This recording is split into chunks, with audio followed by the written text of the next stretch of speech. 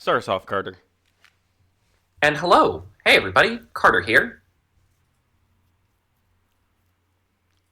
And welcome to the completely normal football talk show. It is a perfectly normal, regular episode. There's nothing interesting or profound or incredibly exciting this week. We're just going to talk about, the games that happened, the exciting moments, some of the lowlights, but, we won't go too hard on anyone. Everyone's trying their best. Maybe excuse me, who are you? How did you get into my... Ah! Fuck that! Welcome to Super Wildcard Weekend! Be there as the most amazing beefy boys battle it out for the biggest ball of them all! Be there as Sam, Jekyll, and Hyde Donald decides whether he's good or not! Be there as the high-flying Josh Allen carries an entire team to the Super Bowl, possibly! Be there as the aerodynamic Quad Barkley leaps over the competition! Sunday, and Saturday and Monday for some stupid fucking reason. Be there! Yes. Love it. All right. It was worth it, I have to say. I fucked up the hit though, but that's okay. No, you did good. Yeah, that hurt. On a number of levels. Emotionally, physically. I can't wait to give really need this to write these video one singular like on YouTube. That This is dopamine rush. This episode's gonna hit. God, I hope so. We do it for the fans, not the ratings, And We don't- we, me, I'm a fan. Yes, the individual one. But yes, welcome everyone to Carter and Kevin Explain Football. Carter here. And I'm ready for Sunday. And also Saturday Sunday and Monday. Yeah. God, I really is just... Oh, and also Callum's here. Hi, Callum. Wait, this is a football episode? Yes. Nailed it. Great exit. That's a Logan leaving D&D exit. It's not even an Irish goodbye, because an Irish goodbye has more detail to it. That's just diving out a window. Yeah. But yes, welcome everyone to Week 18. We've made it through the regular season, everyone. Within the next 2 hours, our first wacky wildcard weekend games are going to, or what do they call it? Super wildcard weekend. I cannot stand that the Bills finally get good and they arbitrarily decide they need more playoff teams. So we don't get a bye anymore. Yeah. Just, yeah. What? I kind of like the 7 playoff teams thing. I do think that if you win the conference, you should get that first bye. I think this year's a little bit of an asterisk if you ask me, because it's like, does the what's it called? Do the Chiefs really earn that number 1 spot, or did they just get lucky for it? But up in the air. Who's to say? I don't know. But I think they do deserve a reward for being the first, the number 1 of the thing. Give them a break. Yeah. Well, here's what I will say. I will say, in the defense of the league, I would argue this is the first year where I feel like every playoff team is actually good. I think one of the biggest problems we had with, the first couple years of 7-seed wildcard teams, it's you are only here because they arbitrarily added an extra team. This is, you are going to take all the wrong lessons from this. You are not going to grow as a franchise. But this year, I'm okay, the worst 2 playoff teams are probably, the Steelers and the Broncos, and it's all right, well, the Steelers still have a very high upside defense, and the Broncos also have a very good there's good things on every team for a change, where it's not just you are here because we are contractually obligated to have a 7th team, and I guess it's going to be you. If the Falcons somehow got in, I would be disagreeing with you, but Tampa Bay kind of earned that spot. Yes, we will talk about that. We got very close to, I'm going to be honest, I would have been... I would have gone on my whole demote the entire NFC South if they somehow let Atlanta fart their way. Not squeak, fart their way into the NFL playoffs. But before we dive into the actual playoff talk, do you quickly want to recap some of the interesting stuff that happened in Week 18? We shall. Final week, everyone's playing a divisional game. Some against rivals, Yes. some not against rivals. Who's to say? I will say, in terms of overall, there's not too many things we need to cover because this was kind of a almost non-existent week. There was like 3 or 4 games that mattered, and then everything else was just kind of water vapor. Here's the thing. They got rid of the 2 wild card weeks to make room for or preseason. They got rid of 2 preseason games to sort of expand the the actual season. Yeah. And in reality, what they did is they just made the preseason Week 1 and Week 18. The amount of backups we saw this week. Oh, it was simultaneously glorious and terrible. Yes, Depending on what Tanner team you McKee, Trey Lance, a Joe Milton and Davis Mills sighting. watch. Davis Mills sighting. Bailey Zappi, who I didn't even realize was on the Browns. I thought he was still in the NFC, honestly. I thought he But, was I think semi-recently acquired after the whole Deshaun Watson and stuff. I don't remember. Did we do that quarterback thing at the beginning of the season again? Oh, yes, we did. And I was trying to remember where he was. He might have still been on the Patriots, for God's sake. All right. But yes, God knows where he was. But anyway, one of the games that actually did matter, the final game of the regular season that basically decided the number 1 seed for the NFC, the Lions put the hurt on the Vikings 31-9. Honestly, my big takeaway is I do think that score is a little misleading. The Lions kind of turned on the floodgates at the very end. Going into the third quarter, it was 10-6 and a very tight game. Both defenses playing very, very well. Yes. And then Jahmyr Gibbs it was a combination of the Vikings failing to capitalize on opportunities and Jahmyr Gibbs maybe just having in a week where a lot of teams just kind of gave up offensively, and in a fantasy football playoff where everyone kind of underperformed, Jahmyr Gibbs said, I'm going to live up to now that I'm the only running back here, I'm going to live up to my fullest expectations. He ended up scoring 4 touchdowns. And yeah, they kind of just sort of steamrolled the Vikings at the end. I don't feel as bad about the Vikings as I thought I would, going over everything again. I think it looked sad for the Vikings.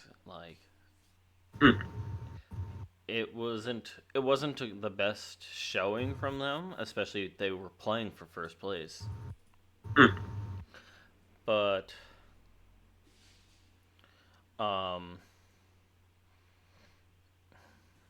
it's a matter of I'm trying to think of the best way to describe it. It's is it them just not playing good this one off? Is it them not doing good because the Lions are super good? Where was the miscommunication and that Right. kind of effort? Well, miscommunication, I think, is the choice word, because it was they had opportunities. They had a turnover on downs near the red zone. They missed a field goal. They missed a field goal. They had another turnover on downs. I believe they got into the red zone once or twice and just failed to convert. One of the big ones that everyone cites was Jordan Addison was open, but Darnold tried to force it to Jefferson. And I do think it's the first time we've had that, I've joked about, Sam Darnold being, the Green Goblin, and, old New York Jets Sam Darnold is the mask being, coward. Yeah. Throw it 20 feet over the guy's head. This was the closest we've gotten to that, where it did feel like they were throwing stuff at him he wasn't prepared for. Where it felt it just, honestly, more than anything, it felt the great coaches on the Lions side kind of outcoached the great coaches on the Vikings side. Flores, of course, did a pretty good job with the Lions up until, they really did stuff the run game for the first half, but it's that's why you build one of the best offensive lines in the league and draft Jahmyr Gibbs really high. Because if you're that good at running the ball, eventually the dam's going to break. Yes. Again, it's interesting because I felt like we were due for this game because the Darnold hype was getting so real. And, the discussion of, oh, what do you even do with J.J. McCarthy now? Do you trade him? Do you just, sit him again? I do think this at least makes it a little more of a question going into the playoffs. And a little more, the road for the Vikings will be a little more interesting now. Because it's really hard, even if even if they underperformed in the playoffs as the 1 seed, it's really hard to justify not paying Darnold as the 1 seed. But now that they're the wild card, there's at least I think they have to at least win a playoff game to be like, let's commit to Darnold long term. Yeah. But like, yeah, I again, the score is going to tell a very different story than how it felt watching the game. Like, I felt like these were two pretty equal teams where one just really was missing the mark by inches. Yeah, no, it was like, I think it was, I don't know how I feel about it, if I'm being honest. Because if you look at it, like, Jared Goff had more completions, but he also had more interceptions. Sam Darnold didn't throw an interception. Again, it's hard to defend a team who loses 31-9, but I'm like they had opportunities, they just didn't capitalize. Yeah. If one of those field goals turns into a touchdown, if they convert one of those turnover on downs, I'm like, well, then they only lose by 7. Yeah, it's also the fact of like, it's week 18. Both teams know they're in the playoffs, and it's just like, sure, you're playing for the number 1, but the other option is the number 5, like, which isn't a terrible seeding, especially because you're going to go up against the worst division winner. And it might be just some matchups might consider it like, I'm not sure about this year about it being like a guarantee, but like some matchups it'll like, once again, say that hypothetically the Falcons won, which Kirk Cousins versus the Falcons or the Vikings in a playoff game would be hilarious. You get the like, it's like, you're in, you might have good seating. What is the hashtag worth of it? Like, of trying super hard, because as we saw with some other games, and I'll talk a little bit more into it later, but like, you're playing your starters. Starters can get injured. Right. Do you want to take that chance? I do think on that note, I would argue that on that merit, it was much more important game for the Lions than it was the Vikings in terms of like, this is about, because like the Vikings have been the 1 seed recently. They bombed out after being the 1 seed, but they were. But like, yeah, this game I think was more important for the Lions because it's like, again, it's all the talk about culture. We're building a culture. We're creating an environment that expects success, expects a certain level of like competitiveness. And like, yeah, they didn't need to play the starters last week either against San Francisco, but they did. They kept them in. And like, a part of this team's mantra has been like, even when we're up by a lot, we're going to have our guys in. We're going to have Penny Sewell doing end arounds. We're going to do like stupid trick plays when we're up 30. Like, maintaining that culture and also like getting that 1 seed to emphatically be like, no, we were the top dog this whole time. There was 1 or 2 weird flukes. The Bills kind of got ahead of us and we couldn't keep up. But, we've had a cartoonish amount of injuries, but this is still our year. And I think that's way more important to them than it was the Vikings. Mm-hmm. And like I said, it might be a blessing in disguise because maybe you don't want to fully commit to Darnold for like 5 years. And this gives you sort of the, what's the word? Like the framing device to be like, all right, how about a 1-year contract again? It humbles him enough to set up a possibility of he's not going to earn bank. I feel like if he really balled out and like they won that 1 seed, if you want to keep him, you're gonna have to pay the full farm for him. This way, maybe you can pay for pay for the doors and a stall or 2, but you're not at least gonna be possibly shooting yourself in the foot for Sam Darnold as your backup still, non-backup, who knows? Right. Like we've seen enough horror stories with Kirk Cousins and kind of Tua, where it's like, yeah, you got to be 100% sure. You got to be 100% sure, because if it turns out that money wasn't spent right, then you're just in a bind. I mean, Jesus, like the Browns have to draft a quarterback. They don't have a choice because they literally can't afford to have a quarterback on the team if it's not a rookie contract quarterback now. Yeah, no, they're so in crazy debt, and at least can't believe he tore it again. Yeah. Oh, he like exploded it, I think, his Achilles. Yes. Well, I am curious if they had like contract stuff in there to protect them for that, but we will see. They do, I believe, they have the second pick. The oh yeah, well, we can talk about that when we talk about our notable notes. But anyway, yeah, in terms other than our don't sleep ons, I just wanted to go through milestones. Look, I've already litigated my whole thing with the Saquon Barkley thing. I think they made the wrong choice. I think it would have been an easy 100 yards by halftime. Whatever. They made the decision they made. Now they got to go win it. I feel like it was the safest possible decision, especially looking back at last year where AJ Brown hurt his leg on that. Okay, but a lot was going wrong with that team before AJ Brown hurt with, himself. yeah, no, that was like the final gun in the barrel or a final bullet in the barrel of just like Brown could have caught the teardrops of Jupiter in his mouth and gained omega beams, and they still would have lost. None of those words went together. That was like three different backstories. Yeah, you were struggling with that one. Yeah, that was sweaty. But yes, anyway, a lot of people did play, and we got some cool milestones. So Jamar Chase, the Bengals wide receiver, gets the Triple Crown, which is for wide receivers, leading the league in catches, yards, and touchdowns. He's one of only 5 since the NFL merger to do so. Before then, and the NFL, yes, the NFL does grandfather in NFL and AFL players, but they are pre-merger, so I'm not really counting them here. I'm curious how many people. There are 5 since the merger. I'm curious how many you can get. Oh God, I don't think I can get. Because 3 of them, 2 of them happened recently. One of them is very obvious, and then there's 2 wild card ones that I would not have guessed. The only person I can think of is Jerry Rice, and that's because I ate rice, and that's the only. Oh, don't be the Uber ad. God. What? No, that's a fucking Uber ad. Oh, is it really? Yes. It's Matthew McConaughey being like, "Open up your eyes, man. The NFL is all about selling you food. What's Jerry eating?"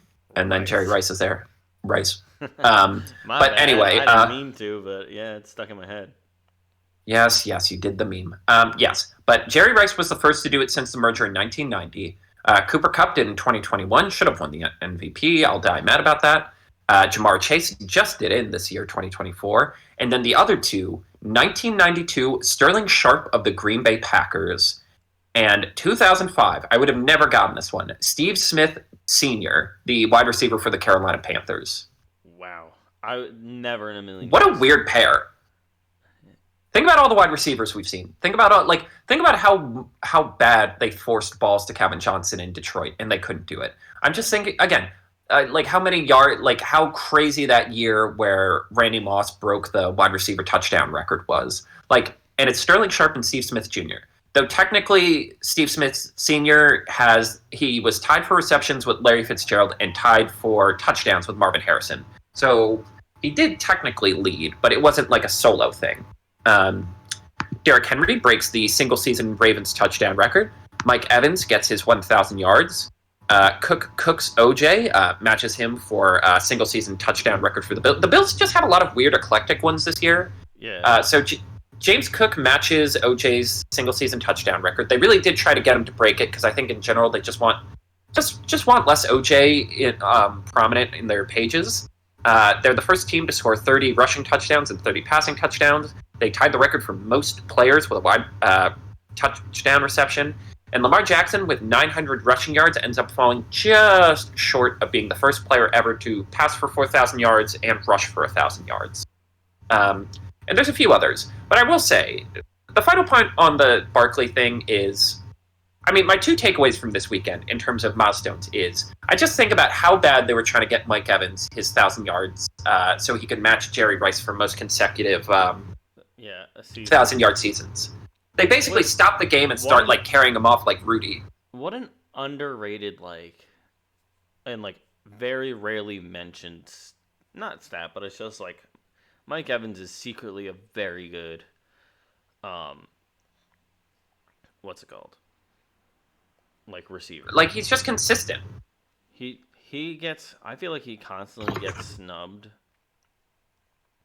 being mentioned for so many other people, but this is an 11 seasons consecutively with a what's it called, 1,000 yards, like that's insane. That's a Well, what's crazy, funny is, I mean, it's crazy. what we were talking about, where it's like he's objectively one of the greatest receivers of all time, who arguably was never considered a top 5 wide receiver. Like, when you make the list every season of, like, who are the best wide receivers, do you put him ahead of, like, Jefferson, Chase, AJ, like, CeeDee Lamb? Like, no, he would be in the 10-15 range. And yet he's always there. He's always reliable. There's a reason why teams have been trying to trade for him for years when it looked like the Buccaneers were getting ready to blow it up. Or, like, when his contract was expiring, everyone's like, he's going to be the hot free agent. And just seeing how hyped they get, and seeing how Lamar might have secretly snatched the MVP from Josh Allen, because the AP vote has him as the quarterback on the All-Pro team by such a definitive margin. It would be very shocking for him not to win MVP. I'm like, this is why, like, aren't these vibes worth it? I know injuries, chaos and stuff, and, like, a lot of crazy shit can happen, but crazy shit can happen in the opening of Wild Card Weekend. Again, Carson Wentz can finally play in a playoff game, get bonked in the back of the head with a forearm by Jadeveon Clowney, and then he's just out. The 49ers can have been building up to an NFC title gate match against the Eagles, and then, whoops, Brock Purdy's elbow exploded, and whoops, Josh Johnson landed weird and got pulled. Like, crazy shit happens all the time, but when you can make history, when you can be the man, I think you just gotta go for it. So. That's fair. Shall we hit our don't sleep on games? I feel like these are fun ones. These are very Yes. fun. Yes, it was weird because, again, so many games. Like, am I really going to talk about a Rams-Seahawks game where the Rams weren't playing anyone? Or, like, really, Washington-Dallas, where Trey Lance is getting time finally? It was really a, what's it called? Oh, yeah, that reminds me. It was really like we had to pick, like. Right. It's more interesting stories going into the off-season in my head. Like, who sets a good tone to end the year that will make them more interesting? Yeah, no, it was fun. Yes. I love the fact that it ends on. It's not always exactly your division rival, but it is a division matchup. Huge fan of that aspect. But yes. Yeah, if you want to start us off, because these were real thinkers, at least. If you're asking me, it was a real thinker this time. Yes. So the Carolina Panthers played the Atlanta Falcons. There was a brief intrigue in this game because for a while it looked like the Buccaneers were going to lose that game. They felt like they were letting it slip out of their grasp. The Saints inexplicably found an offense at the 11th hour. The Buccaneers just were kind of stuck in the mud offensively. So there was a chance of, like, the Falcons need to win this game. If they win this game, they get to go to the playoffs. And it ends up being one of the most sizzling shootouts we've seen in recent memory. Bryce Young gets 5 touchdowns, 3 through the air, 2 on the ground. Bijan Robinson rushes for 2 touchdowns. Michael Penix throws 300 yards and 2 touchdowns. And this is one of those times where I'm like, the stats match up where it felt like they were just... After the opening quarter where they just exchanged field goals, they basically were scoring on every single drive. Both, like, controlling the ball. Like, these defenses are not very good, and it did feel like they were already in 1-2-3 Cancun mode. But the offenses were absolutely... Like, you could tell they wanted to prove something on offense, both of these teams. And I'm going to say, like... It felt like I would the not offenses expect... were playing to stay.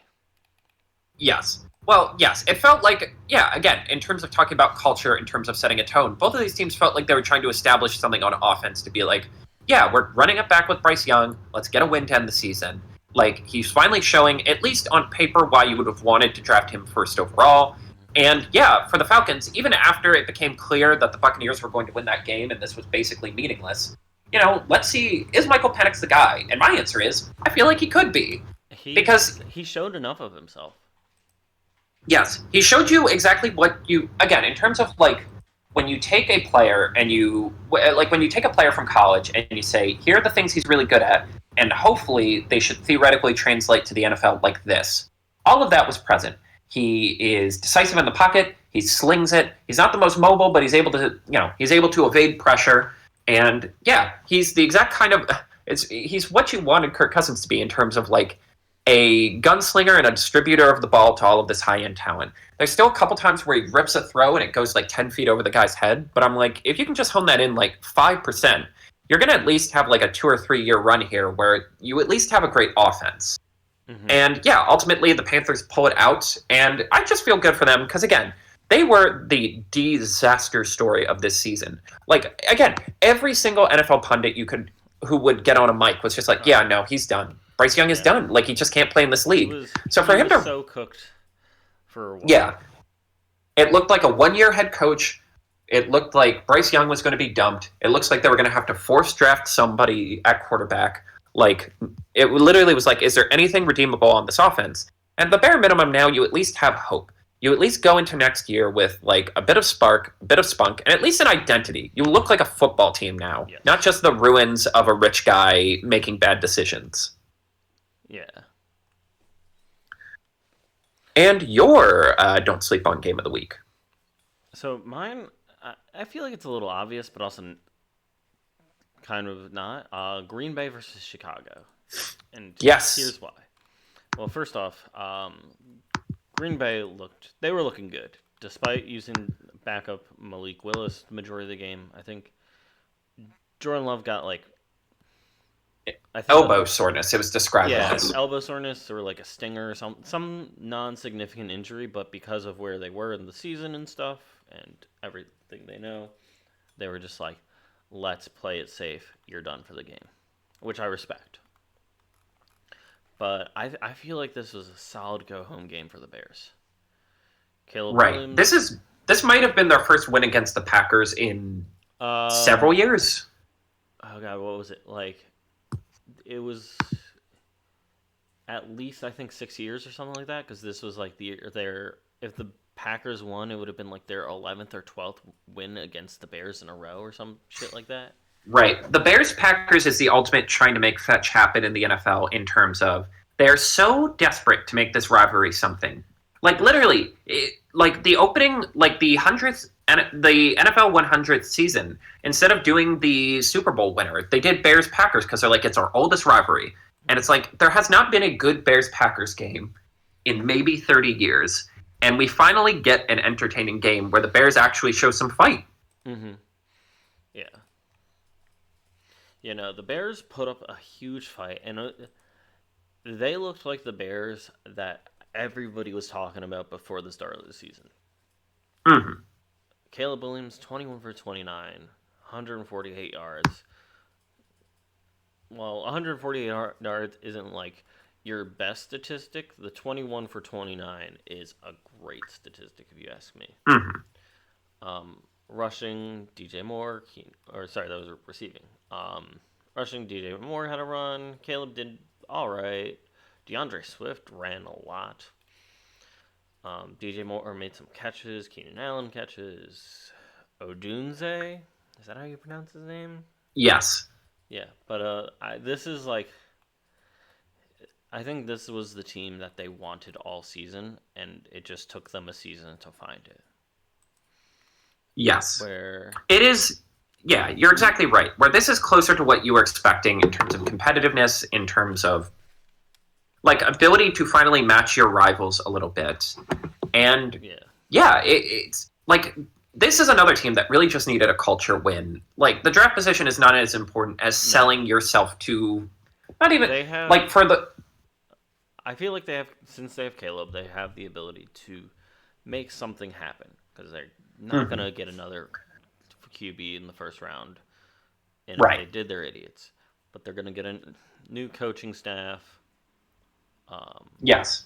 They're having interviews or requesting interviews already. Some people have been told they can't say yes. Shout out to we got to talk about that. I liked how I think Pete Carroll also interviewed for them, and I kind of like that. Yes, because I do think the low comp to Caleb is a sort of Russell Wilson of guy who just runs around like a lunatic and just slings the ball 1,000 yards through the air.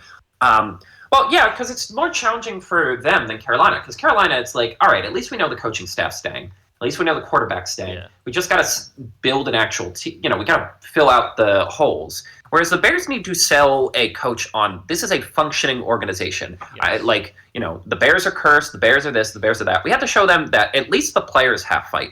Like, I do think for all the talk about Ben Johnson to the Bears, so obvious. I'm like, is it though? Because, like, one, do you want to go to a division rival and get your teeth kicked in by the Bears or the Lions twice a year? Two, do you really want to be a part of this franchise that for some reason has just never been able to develop offensive talent, that has only had sporadic periods of success, and also has a very unpleasant owner situation where the owner is 99 and is being circled by about 9 children and grandchildren, like vultures, who are all going to try and carve up a piece of this for themselves? The only way you're going to sell a coach on when to come here is, one, Caleb being that good, and two, the players giving a damn. And this was a much-needed, the players give a damn moment. Yes. After, 7 straight weeks of just the most embarrassing, frustrating losses you've ever seen in your life. Yeah, it felt good to see, at least for them. Where it's just this team came out and balled out, despite it being the last game of the season. If they lost, they would have been up a couple draft spots, but nothing significantly. They're early-ish. They're early enough that they could probably get a top pick, especially if they're not looking for a QB. But if they're looking for some help to protect Caleb or something, help on defense, they'll probably get their top pick very easily. And I felt like this was a good advertisement for coaches of just we're not done yet. We're clearly functional. We might not be the most functional. Also, a crippling thing for them, all season long, is they can't finish in the last minute. They always blow it. There's the whole arm punt thing and just these BS things. Something happens where they just can't finish and they just blow it at the last second. A last second field goal to win the game. The image of this season is not going to be Caleb Williams. It's going to be them giving up a 70-yard Hail Mary. Yeah, but it's that Hail Mary, but that last second field goal to just put them over it for the win against the Packers is literally them just going, yeah, we are marketable. I don't think they're gonna get some real shitty coaching situation. I think they'll be able to have somebody decent. Right. Sure, we hit the lowlights. Lowlights are fun. Don't tell me how to spell things.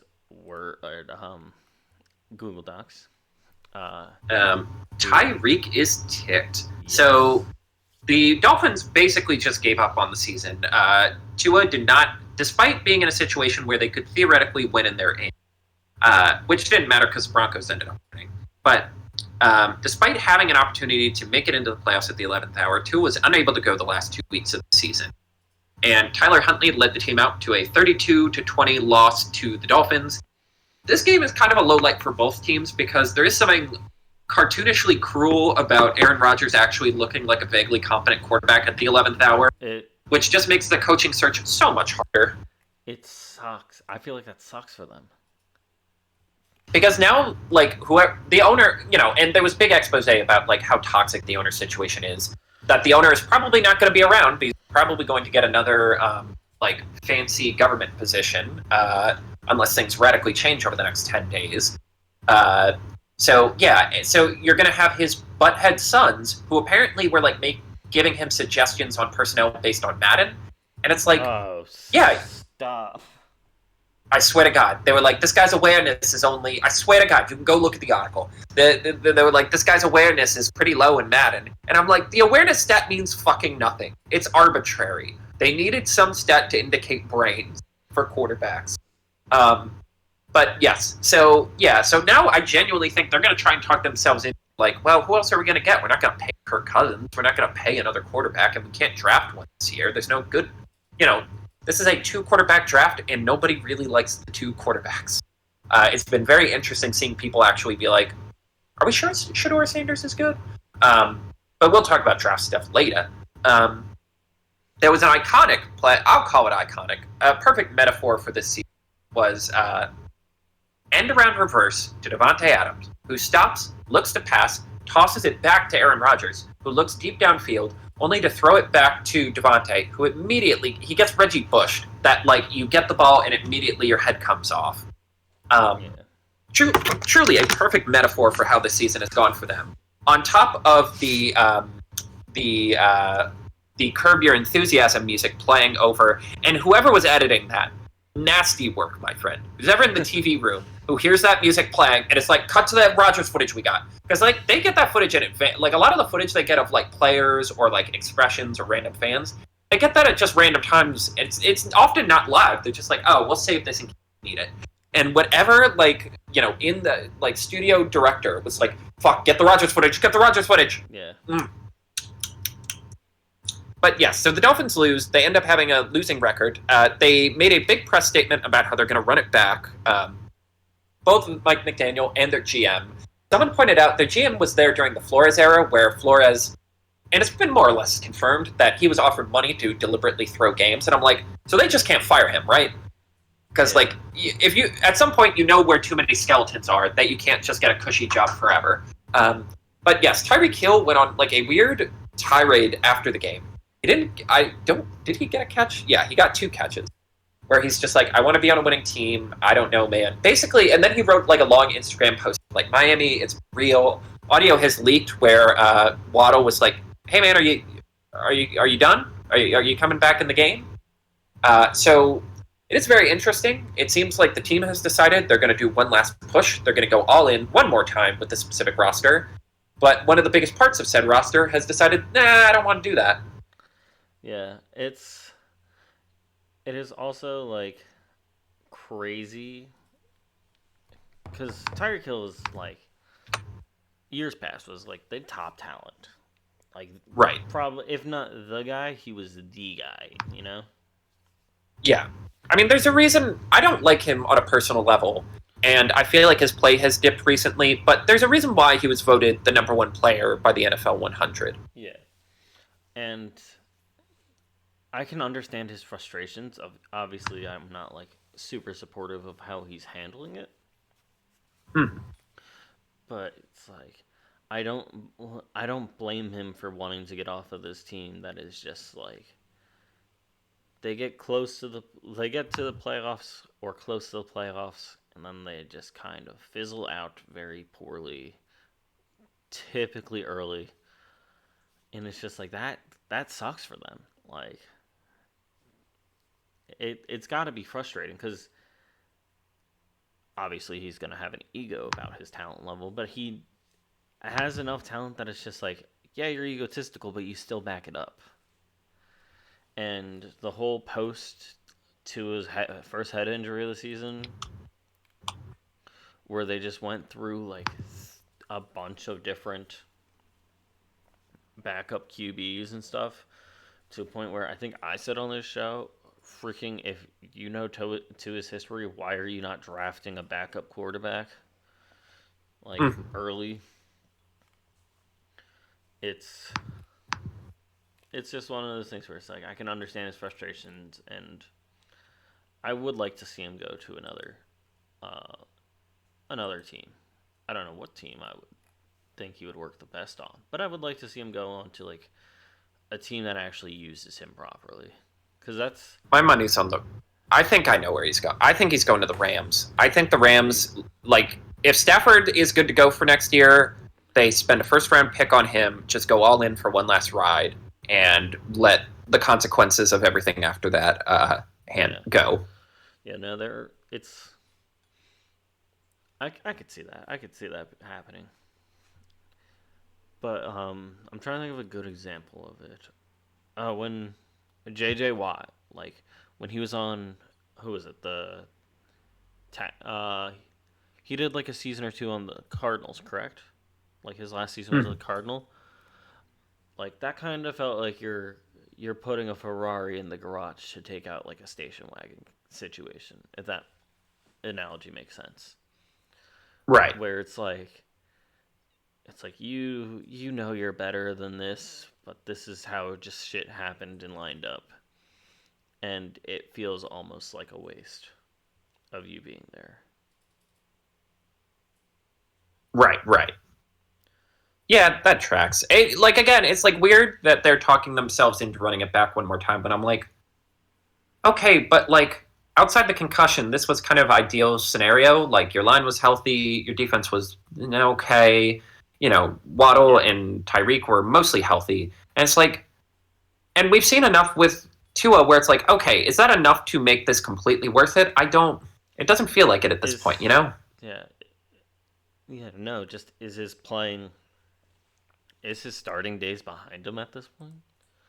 Well, they have to run it back one more time in their heads because it's like you can't get out from under his money until next year. There's like stipulations in the contract that let the sort of money dump, like, the what is the word for it? When dead money. The dead money is a lot less if they get rid of him after next year than this year. And I'm like, yeah, but like, that you're still asking all of these players to do another basically meaningless year? Yeah, and it's like, what could you do? Because the team isn't terrible. It's a solid team. It isn't. But it's like, you need to make some significant changes at like big positions. But it's not going to happen this year. And are you just going to build up more resentment when you kind of clearly need to just do a full...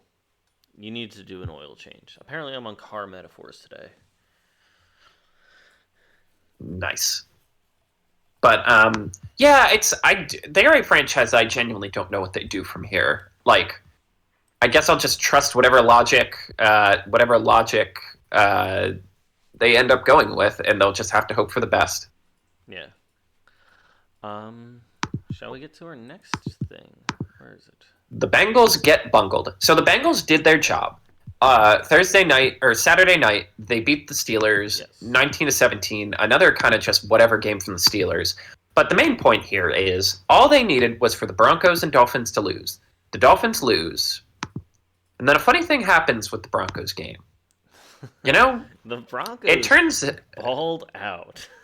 Yes, a combination of the Broncos balling out, and it turns out that maybe Carson Wentz isn't an NFL starting quarterback anymore. What's crazy is there's two very different kinds of Carson Wentz games. One of them is like he decides to try and throw a ball with his left hand while he's on the run, which results in it getting tipped and intercepted and returned for a touchdown. And then there's the one here where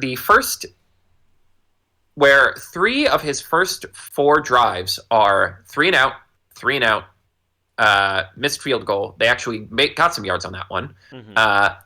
And 4-play punt. They got a single first down and then went 3 and out. Just truly stuck in the mud, incapable of moving the ball. They truly played no one. Carson Steele was getting carries again. Yeah. The most notable, Noah Gray was in for like a play. Juju Smith-Schuster was getting runtime. You could tell, at least to a certain extent, that Romo was kind of like Romo and his team were kind of annoyed. Where it's like, can you at least try? It is kind of, again, in terms of like the Week 17 thing, a system that incentivizes, in terms of like the top 4 teams this year, Lions, Eagles, Bills, Chiefs. It basically incentivized 3 out of the 4 of them to deliberately tank or not try. The Lions had to play because their division's really good. But like the Eagles didn't play starters, the Chiefs didn't play starters. The Bills actively threw that game. I don't know how to describe it otherwise. Like they were on the Patriots 32 and they punted the ball. They didn't even try to kick the field goal. At one point they decided Mitch Trubisky was too, that was Allen greasy. Just showed up. I loved that. Josh Allen showed up, did the first snap, and then he was like, "Later, guys, I'm out of here." Come on, guys. That.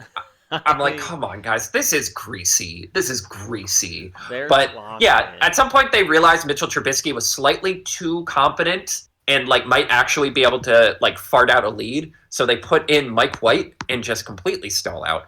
But yes, this was the best example. It is also very funny the Eagles also threw, but the Giants couldn't beat them. Again, all that talk about culture last week with the Giants getting a win, and then you lose to the Eagles' backups. Inexplicably, no one got fired there yet, but we'll see. Yes, the Broncos absolutely put the hurt on them. Bo Nix threw 4 touchdowns. Marvin Mims is apparently just the best wide receiver in the league because he had like 2 screen passes taken for touchdowns.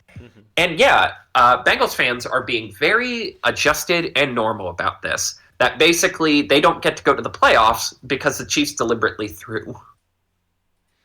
And I'm curious where you stand on this because I'm like, whatever, man. It's the system incentivized this. They had nothing to play for, and also like, don't lose to the Patriots week 1, and you would have been in the playoffs already. Yeah. Like, as much as I agree, it's like, it sucks that the Bengals aren't going to be in the playoffs this year. They're too good a team not to be in the playoffs. I'm like, yeah, but, like, that almost happened to the Bills last year, and if they didn't make the playoffs, I would have accepted it, because it doesn't matter if you're a fun or a quote-unquote good team. You got to actually win the games. Here's a fun statistic. Do you know what is the lowest amount of wins that a playoff team has this season? I think it's a 10. Did we make it to 10 this year? It is 10. Everybody has at least double digits, and I'm a fan of that. Yes, finally. Like, even the twerpy NFC South pulled it off this year. Yep. And the AFC South, too. Can't forget that. They both just barely beat the threshold. But yes, the Bengals end up getting bounced from the playoffs despite having the leading passer, receiver, and sack getter. They go into a weird offseason where they have to spend money. They have to spend money. Again, it's the fundamental problem with this team is they just refuse to spend money, and they're not quite good enough at drafting to make up for the fact that they don't spend money. Like, again, like, they've drafted a lot of defensive linemen. They've drafted a lot of defensive backs. And it's like, and the logic is like, well, we'll let the guys go, and then we'll get new guys who are just as good. It's like, well, no, you already have the talent in-house. You have to pay for, that's what the money's for. You have to either pay for them to be developed or pay for somebody veteran. And you're clearly not good at developing them, so I guess you're just going to have to pay when you get lucky. Which is in the case of, like, yeah, you're going to have to pay Jamar a lot more than you would have had to if you just sucked it up and paid him this season. And you're going to have to pay T. Higgins. Probably about the same you would have had to pay him, which is still a lot. It is wild. So much consternation started because, what's his name? Kirk from the Jacksonville Jaguars got like $70 million and completely broke the market. That's why Tyreek wanted to leave Kansas City because they weren't willing to go above that. That is why T. Higgins is probably going to get a lot of money. The Jacksonville Jaguars are so fucking stupid, man. But yes, they also fired Big Lou Amaruno, which I feel like he got left holding the bag for this season. Again, you gave him no talent. Like, there has to be some threshold of talent, like, for good. Yeah. Again, like, because Spags wouldn't look as good if he didn't have Chris Jones and Trent McDuffie. But you get him those guys because he's smart and can do good things with them. Yeah. No, I agree with you. Your points you wanted to make, the downsides of sitting. I think I know the games you're going to reference on this front. No, the first one I'm going to reference is Green Bay Packers losing, I believe it was Christian Watson. And Jair Alexander. Due to leg injury. Well, I know Christian Watson was a leg injury. I don't know Jair Alexander. I believe he's also a leg injury. All right. Leg injury, not a leg industry. We're not making legs here, people. We're making legs. Guess we make legs now. That sucks. Like, kind of like I'm on this soapbox all season long where I want the most gritty, like, I want the best of the best in the playoffs. I want the best of the best. Like, I want them playing in all sorts of weird-ass conditions, and I want that Super Bowl to be the 2 best teams, one from each conference, playing in the most neutral ground ever. Once again, right. I will once again pitch that they should build a huge mega stadium in Omaha, Nebraska, the middle of the country, and completely change that entire town's economy. That's some Ryan Reynolds shit you just pitched. That's him, like, buying a phone company and some random soccer team he likes and just making them, like, a crazy invest capital thing. Yeah. That's what. I mean, I don't hate it, but it is The wild. soccer team was more of oh shit! Why did I forget his name? It's fucking Rob McElhenney. There it is. And it's like Rob's idea, and Ryan Reynolds was his co-investor kind of situation. Huh. Yeah, it's in the documentary. But It's a really good, like, It's also based on Rob McElhenney's love of the Eagles, and the power of a sports team brings a city. Fun facts with Kevin. huh. But yeah, no, it is tough because again, it's like I said, this is a very good playoff field, and it's like, well, yeah, but now they're much less good. Christian Watson was vital to their explosive playability. Now they're just going to have to dink and dunk. They're going to have to completely change their identity to get through the playoffs. Yeah, it sucks.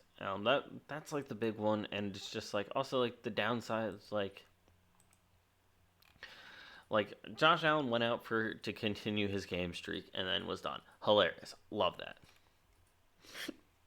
Nonsense, absolute nonsense. Yeah, Jordan Love was out there, got tired or stinger, whatever the hell they want to call it, then was done.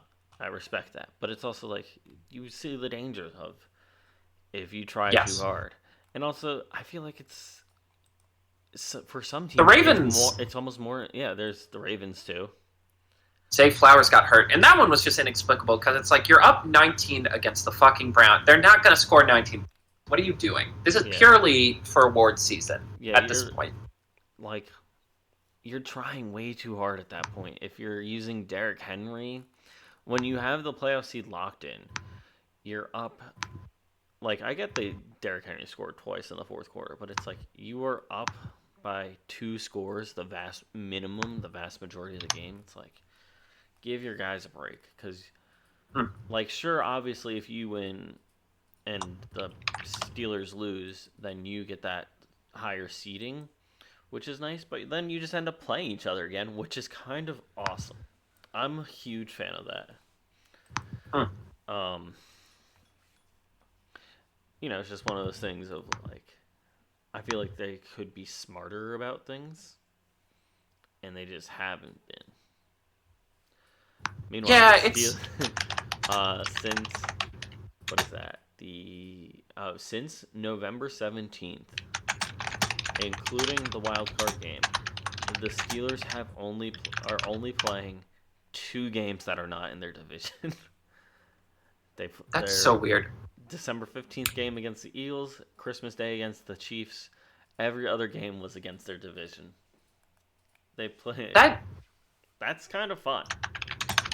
Yeah, it really is. Like, it's so funny because it's like, look, the division is tough and rough and tumble, and you just lose freak games and you get beat up. I feel like if they didn't do that and they just peppered in a couple, like, oh, we're against the Jets. Oh, we're against we're against the Broncos. Like, I feel like the vibes going into the playoffs would be so much better if you weren't on a streak of just getting punched in the gut by your division over and over again.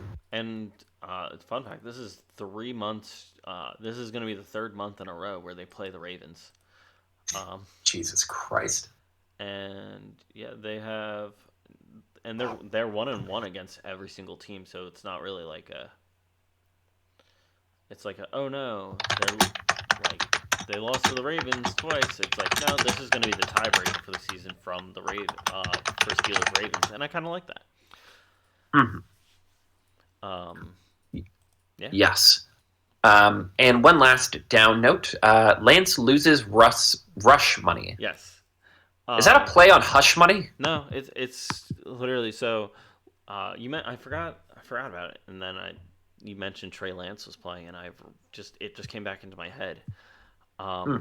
Cooper Rush was set if he got a certain amount of, it was like just playing time. Like, he would have gotten $250,000 if he started this game, basically. And they chose to start Trey Lance instead. Is it to prevent them from giving money to Cooper Rush, or is it that Lance kind of just deserves the point spot more? Who knows? But I felt like that is a fun little low moment to bring up about the Cowboys. Yeah. Now people have You're not trying. People have qualified it. You're paid. Yeah, people have qualified it. It would have taken a crazy amount of snaps to actually get him over the line. But at the same time, it's like you played this guy the entire season. Just let him see it out. If you believed in Lance, we would have seen Lance earlier. Yeah, Lance would have started earlier in the season if it was actually like a belief in him. It's also the weirdness with McCarthy not currently being the coach of the Dallas Cowboys. They haven't signed him, and yet they're refusing to let him talk to other teams. He was refused an opportunity to talk with the Bears. Yes. And it's just, again, it just underlines that right now the Cowboys exist exclusively to make $1 billion for the NFL, because it's like, someone was like, oh, certainly Jerry has a plan with all this, and I'm like, does he? Jerry doesn't. Again, I'm reticent to... Yeah, exactly. I'm reticent to remind you all. Yes, I'm reticent to remind you all what about the moon and the fact that he's older than Joe Biden, who I just watched bungle his way through an interview where he somehow turned a discussion about the Havana sonic weapon crisis into a comment about ISIS. And you're like, oh my God, this really has been our political lives for 4 years, hasn't it? But I digress. Again, he doesn't have a plan. He just wants to ride into the sunset owning a football team with his kids. Yeah. And I'm like, if I'm CeeDee Lamb, if I'm Micah Parsons, and even if I'm Dak, because Dak is pretty good. I think he's gotten underrated. I would be fucking pissed that, well, you get the money, I guess. That's what the money's for. Yeah, it feels a little bit like a sellout team, if you ask me. Or they're just doing it for the paychecks and not actually playing the game. But, who's to say? All right, eliminated. Yes. Everybody's eliminated because we're notable. I was going to say.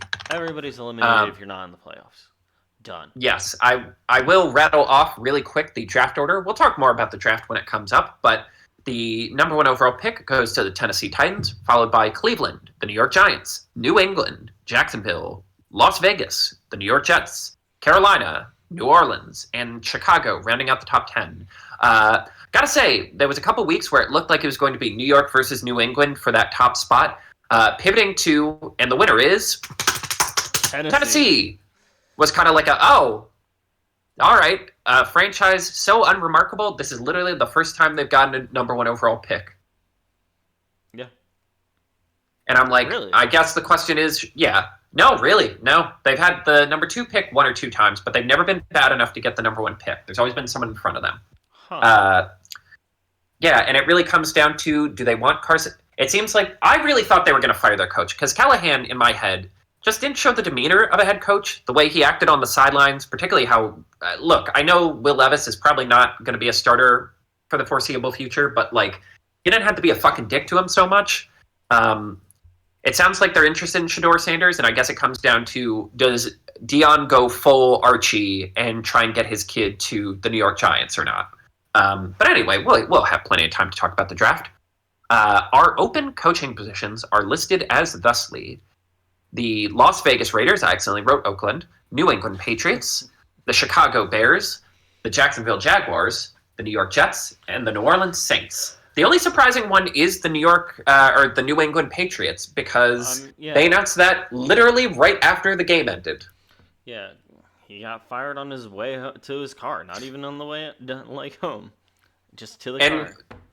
The fact that they had a 3-paragraph, carefully thought out little letter suggests that this was the plan. This was premeditated.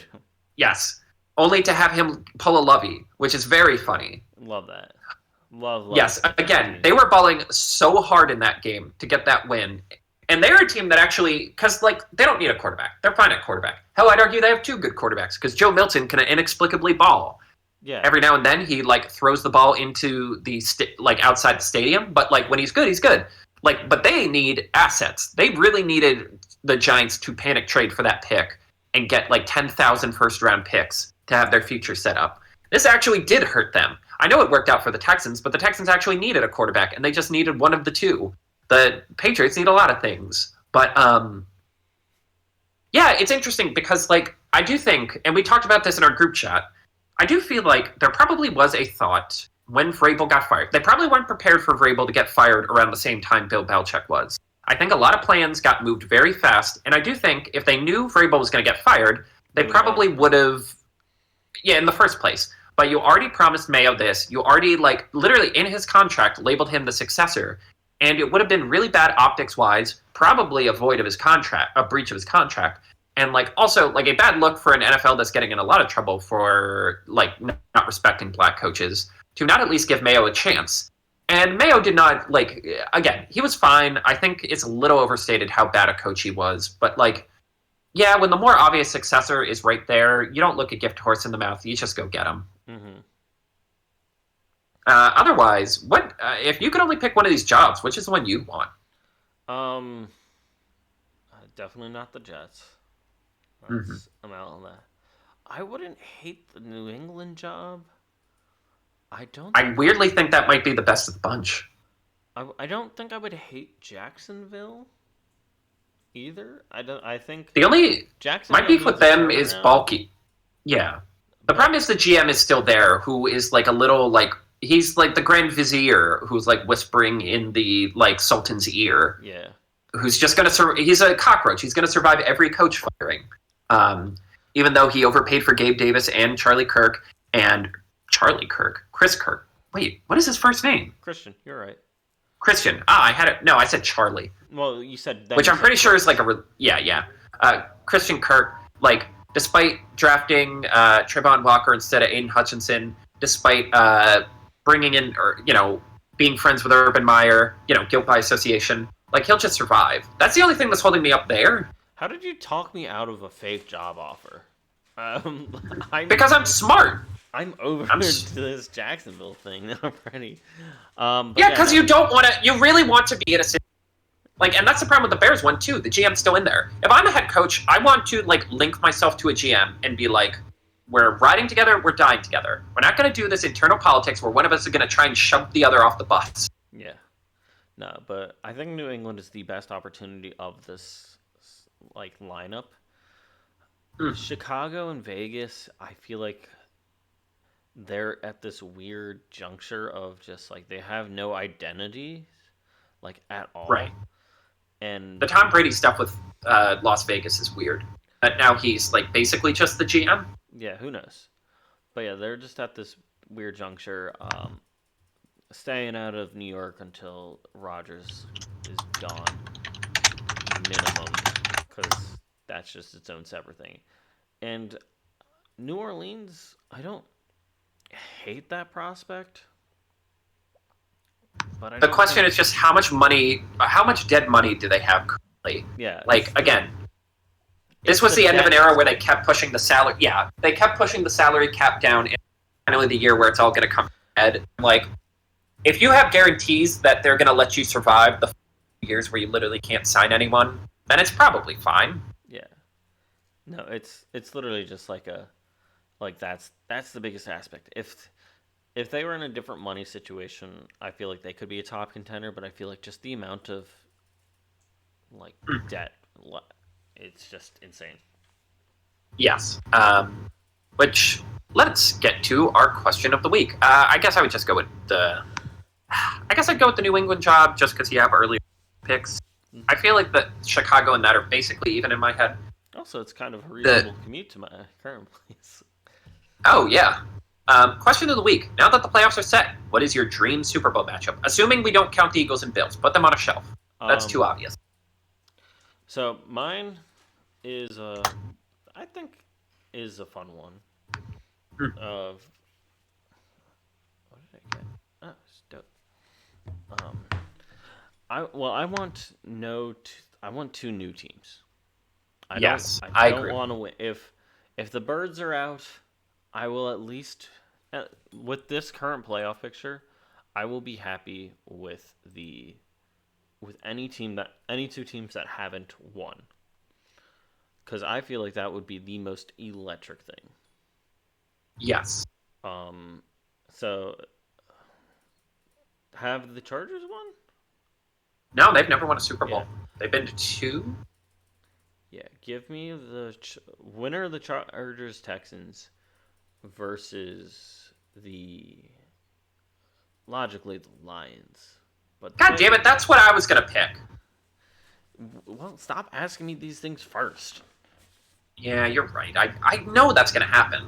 All right, well, because I was going to say, it'd be really cool to see, like, the culture in LA change so quickly that they go from punchline to immediate Super Bowl The ascension of Justin Herbert of like, you're officially one of the guys. You joined the Allen Bar camp with Burrow as like, you're the big five. You get to lead the NFL for the next 10 years. That would be cool. And the Lions, it would be the best. Like, it's obviously. I think I would. It would be good. Go ahead. It would just be good for them. Yes. They're clearly earning it with these last 2 seasons. And yeah, just a complete turnaround of a typically poverty franchise. Yes. I guess I would say Ravens Lions as an alternative just to get the most superstars into the Super Bowl as possible. Yeah. Or, God, maybe just Chiefs Lions, only because it's like, yeah, it would be cool. The chance for a 3. You either see history or you get to see the Lions make history. Both options are very appealing. Yeah. Shall we move on to the wild card weekend? Oh, yeah. This is where I start to go off now. Yes. Big games this week, they're all big games. Everyone has their own time slot. Everyone has different channels, and it's all games all the time. Oops, just exit out of the wrong tab. My bad. So we have the Chargers and Texans Saturday afternoon at like 4. Steelers and Ravens closing out that night at 8. Broncos Bills, which I feel like is a little bit of an underrated matchup at the 1 p.m. spot on Sunday. Eagles Packers at 4:30. Bucks Commanders as Sunday Night Football. That is probably the most interesting and not a bad way choice. And then Monday night is Vikings Rams. Everyone has their own opportunities. Did I make up the fact that Commanders and I like Commanders. They are the night game. It's an odd one. It's an odd one, but they were also the opening game of the season where Commanders lost 20-37. But I feel like that is a completely different team than that was the team just waking up. This is the team that they have unleashed now. And yes. I like that. I'm excited for them to verse the Bills, or not the Bills, the Buccaneers. I looked the wrong direction on the screen. It's on me. Yes. My hot take is, well, one, obviously I'm curious, how would you rearrange the schedule? My big thing is just, you can't have Ravens Steelers on Prime. It's an NFL Classics. That has to be on an actual network. You can't. Yeah. No, I'd move Ravens Steelers to Monday night. And put Vikings Rams Sunday night. Or Saturday night. Saturday night, you're right. And then I think this might be a little bit weird, but I feel like it's no. All right. Here we go. We have Texans Chargers, same slot, Thursday or Saturday afternoon. Vikings Rams Saturday night. The afternoon time slot for Sunday, like the 1 o'clock, is Packers Eagles. Broncos Bills are that evening slot, and then or the afternoon, like the 4:30, 4 o'clock, whatever slot. You flip Bills and Eagles. Okay, I'd flip them. Commanders and Bucks stay because I feel like I hate that matchup, but I love it. Yeah, there's something about it that is just like, it doesn't feel worthy of an 8 o'clock game, but I feel like that is the best case scenario.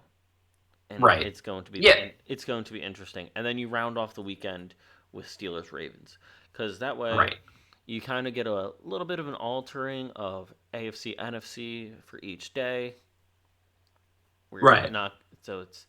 It's not just the 3 AFC games followed by the 3 NFC games, because that's how it's currently lined up. It's a little bit of dividing, and it feels like a good mix of some of your superstar spots a little bit more. Yes. Well, see, that's the problem with the Bills. They keep getting these 7th seed games, and it's like, well, the team they're playing against isn't necessarily going to get butts and seats, but we can't put Josh Allen on a Saturday, so I guess they just get the 1 o'clock slot on Sunday. Yeah. Because it's like, that's where you dump the Texans. That's where you dump whoever the 4th division winner is. Usually the AFC or NFC South, whichever one's least interesting. I was going for a little bit of a different mentality. So, like, with putting the Eagles Packers there, another Week 1 game actually, just like Mhm. Commanders Bucks. That's kind of fun. Um, it's literally the Eagles Packers are enough. Like they have enough big franchise like following. They have enough chutzpah going into this, like where you put them at that 1 o'clock slot to bring the butts to the seats. Because Hmm. Texans Chargers, I don't think is a butt bringing to seat game. Same with Broncos Bills. Not even a little. You're not gonna bring butts to the seats, so you want them. Which is why you put Broncos Bills in the middle of that lineup on Sunday because people, it's not instead of like you start them off hot, you end with Sunday Night Football, and in that game, that middle game, it's like all right, you know what? I've already started watching football because I'll keep it going. Like, because like, have you ever just had those days where it's just like my team like plays at 1, I'm gonna watch them and then I'm gonna be done for the day. Or like Mhm. it's like, all right, my team's playing at 4:25. I got another couple extra hours to goof around before I gotta watch. I feel like the Eagles Packers is gonna bring the butts to the seats. Bills Broncos is gonna keep them in the seats. And Agreed. Steelers Ravens, I feel like is has that classic mentality, like you previously mentioned, and like I've mentioned, it's kept. This is the third time in 3 months that it's happened, and they're currently 1-1 with each Mhm. other. So that's going to have very big match feels. Chargers, Texans, and Vikings, Rams all being the same day gives a little bit of like a. It feels like more of your slow, consistent stream of football, if that makes sense. Where I don't truly expect them to be like these games to be blowouts, but I don't expect these games to be like the hottest thing on turf. Mhm. Well, here's my hot take for this lineup of play. I could conceivably see every lower seed winning. Like, it's very easy to see. Houston has just been completely struggling on offense and will not be able to take advantage of the Chargers' weaknesses in the defensive backfield. The Chargers are just going to run the ball and run the ball and take it, disable this Houston defense. Pittsburgh wins the turnover battle. Like Lamar has one or two strip sack fumbles, and they're able to squeak out a win. I think Pittsburgh should play Justin Fields. I genuinely am like, I think you just need to change of pace. It's not like it's going to I break the think, franchise. You're only paying Russell Wilson $1 million. yeah. No, I think it's going. I think, like you said, Steelers Ravens is going to be exclusively turnover based. Hmm. That is going to be the It's the plan. easiest way to explain it. Because Meanwhile, the Steelers won originally their first hmm, meeting this season exclusively with field goals. That was the game they scored like 6 field goals and no actual touchdowns. So right. And then Denver, their interior offensive line eats up the Bills' defensive line, and they just hold on to the ball for most of the game. Bills' offense never gets in a rhythm because of the great pass rush and defensive backfield of the Broncos. Green Bay, a handful of explosive plays, grind the ball at just make it a mud fest so the superstars on the Eagles never get going. Washington, I think they're just better than Tampa at this point. I don't know. I think that'll just be a shootout that either team could win. And Minnesota, they have an explosive play element that the Rams just currently have been struggling yeah, to keep. like I we think it'll said, be the offense Rams versus took offense, and I trust the Vikings offense a little more right now. it took the Rams scored 40 something points in one game, and then it took them 3 weeks to get that same amount of points. Exactly. And yeah, I think it's the first time where you could really justify having 7 seeds where I'm like, every single team here has at least a shot to win this week. The matchups that we got are specifically built to give every team at least a Yes, conceivable chance. there's I think uh, I think some of the biggest things that like Chargers versus Texans are both same records, but on two very weirdly different calibers. Oh no, different records. Chargers are up again. I didn't realize that. Um, Huh. did they win this week? They won this last week. That's why. Um, but so did the Texans. What the hell am I talking about? I don't know. It's going to be if the Texans can pull themselves together enough, but either team can easily win this. Steelers, Ravens, either team can win. Broncos, it would be a bigger upset if the Broncos beat the Bills than the Packers beat the Eagles for your like 2 and 7 seeds. Yes. That Broncos beating the Bills would be the bigger upset, but it's not like a clear wash fest like They last beat them year. last year. Yeah, like last year's Packers beating the Cowboys at the 7 beating the 2. Like that was like a holy shit, this happened. Mhm. But Packers and Eagles, very similar calibers. I think it's like you said, going to come down to those injuries. I think if the Commanders had one more, like a little bit of a higher star level receiver, and they just had two really good Yes. ones, I feel like it would be the command. If that was the case, it would be the Commanders' game to lose because they got Terry McLaurin. But if they had somebody like I don't want to say that Luke McCaffrey, Noah Brown aren't good. Olmade's the case as well, but it's like they're not that like star caliber. If you're depending on them to win a playoff game, you're missing something. Yeah, if they had somebody like Tampa Bay, they've got Mike Evans, they got Bucky, they got Kate Otten, they got some like solid movement like people, a little bit of higher star caliber, Mhm. and I think that's just what it's missing. That team is missing, and if they draft the number one wide receiver this upcoming season or this upcoming draft, they're going to be a huge threat Mm. if they continue But the pace. yeah, And I am. Oh, go ahead. no, if it's about Washington and No, I was going to talk about the Bills real quick. yeah, Minnesota Rams both coming off of losses. Rams a little less humiliating than the Vikings, where they lost to the Seahawks 25-30. It's going to be, I think, who can wear off their rust or like their like loss mentality better. I think that's how that game's gonna be determined. Also, Yes. Chargers Texans is gonna be broadcast on Nickelodeon, and it's gonna be like the Simpsons game, but Nickelodeon. Do. Oh wait, no, that's PBS. Will Patrick Do. yeah. Will Patrick Starr get somebody else fired? Let's find out. Oh God, we didn't know how good we had it back then. I loved that. That was hilarious. All right. Statement about the Bills. I'm a little nervous about this game because, like I said, the matchup is very specific. I do think Payne can outcoach McDermott.